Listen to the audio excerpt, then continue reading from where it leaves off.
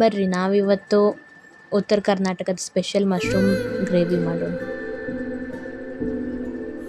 First ನಾವು ಕೆಂಪು ಮೆಣಸಿನ್ಕಾಯಿ ರುಬ್ಕೋಬೇಕು. ಆಮೇಲೆ ಟಮಾಟಿ ಕಟ್ ಮಾಡ್ಕೋಬೇಕು. ಟಮಾಟಿ ಸಣ್ಣಗೆ ಮಾಡಿದ್ರು ನಡೆಯುತ್ತೆ, ದೊಡ್ಡದು ಮಾಡಿದ್ರು ನಡೆಯುತ್ತೆ. ಇವಾಗ ಬಾಣಲಿಗೆ ಎಣ್ಣೆ ಹಾಕ್ಕೊಂಡಿವಿ. ಎಣ್ಣೆ ಕಾದ ನಂತರ ಜೀರಿಗೆ ಹಾಕ್ಕೊತೀವಿ. ಜೀರಿಗೆ ಆದ ನಂತರ ಟಮಾಟಿ ಹಾಕಿ ಸಿಡಿಸ್ತೀವಿ, ಎಣ್ಣೆ ಸಿಡಿಸ್ತೀವಿ.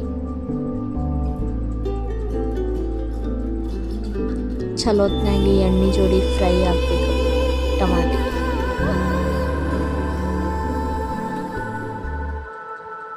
ಸ್ವಲ್ಪ ಹೊತ್ತು ಫ್ರೈ ಮಾಡ್ಕೊತೀವಿ.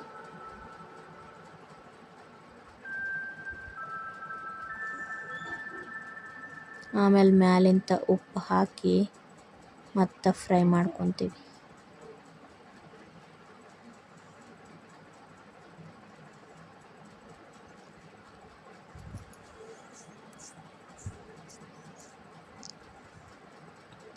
ಈಗ ಕೆಂಪು ಮೆಣಸಿನ್ಕಾಯ್ದು ಚಟ್ನಿ ಮಾಡ್ಕೊಂಡಿದ್ವಲ್ಲ, ಅದನ್ನು ಮಿಕ್ಸ್ ಮಾಡಿ ಇದನ್ನೂ ಫ್ರೈ ಮಾಡ್ಕೊಳಕತ್ತೀವಿ ಎಣ್ಣೆ ಟಮಾಟಿ ಜೋಡಿ.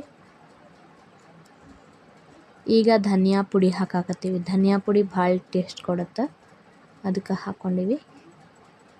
ಈಗ ಮ್ಯಾಲಿಂದ ಅರಿಶಿನ ಪುಡಿ ಹಾಕಿವಿ.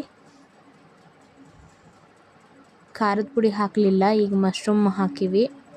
ಮಶ್ರೂಮ್ ಕಟ್ ಮಾಡ್ಕೊಂಡು ಚಲೋತ್ನಾಗಿ ಸಣ್ಣ ಸಣ್ಣ ಪೀಸ್ ಅಂದರೆ ಸಣ್ಣ ಸಣ್ಣ ಪೀಸ್, ಇಲ್ಲ ಅಂದ್ರೆ ದೊಡ್ಡ ಬೇಕಂದ್ರೆ ದೊಡ್ಡ ಪೀಸ್ ಮಾಡ್ಕೋಬೋದು. ಈಗ ಚಲೋತ್ನಾಗಿ ಮಸಾಲೆ ಜೋಡಿ ಮಿಕ್ಸ್ ಮಾಡ್ಕೊತೀವಿ. ಚಲೋತ್ನಾಗಿ ಮಿಕ್ಸ್ ಆಗಬೇಕದು. ಮಿಕ್ಸ್ ಆಗೈತಿ. ಈಗ ಮ್ಯಾಲೆ ಇವಾಗ ಒಂದು ಪ್ಲೇಟ್ ಹಚ್ಚಿ ಸ್ವಲ್ಪ ಬೇಯಿಸ್ಬೇಕು. ಅದಾದಮೇಲೆ ಸ್ವಲ್ಪ ಜೋಳದ ಹಿಟ್ಟು ಹಾಕಿ ನೀರಿಂದ ಕಲಿಸ್ಕೊಂಡ್ರೆ ಗ್ರೇವಿಗೆ ಚಲೋ ಆಕೈತಿ.